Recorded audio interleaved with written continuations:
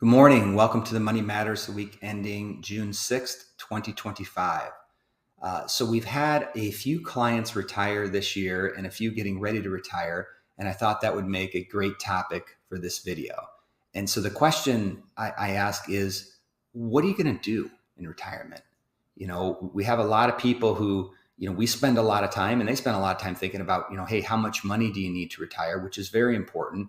And we've got a great budget worksheet we can share with anyone who's interested to help you.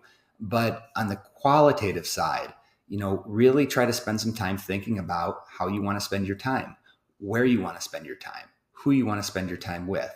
In the day to day when you're working and you're showing up and that takes up the majority of your time, a lot of it is spoken for. But once you can break free of that, you have a lot more control of how you spend your time. Now, that can be a good and a bad thing. For a lot of people, they want to sit around and relax. And I've seen a lot of folks who don't think about it much. And then they tell me after a month or two, they're bored out of their mind. Others are just tickled pink to be able to sit around and relax. And then there's others who they want to go nonstop and just travel and vacation and do all sorts of things. Now, those are very different lifestyles that are going to affect the amount of income you need to make your retirement goals.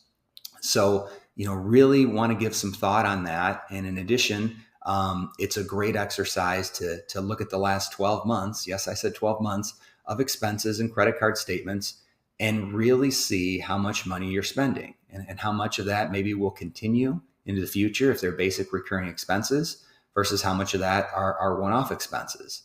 And then in addition to that, what sort of new expenses might you have? For example, in Michigan, a lot of our folks like to go south for the winter once they no longer have to be here. So if you're going to go 3-4 months and rent a place in Florida or Arizona or something like that, it's important that we kind of figure that in to the equation so it's not a surprise.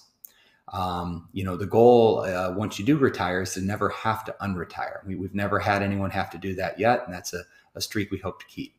So with that, if you have any questions on retirement, you'd like a copy of the budget worksheet we help folks with, or anything else, please reach out. We're here for you, your family, and your friends.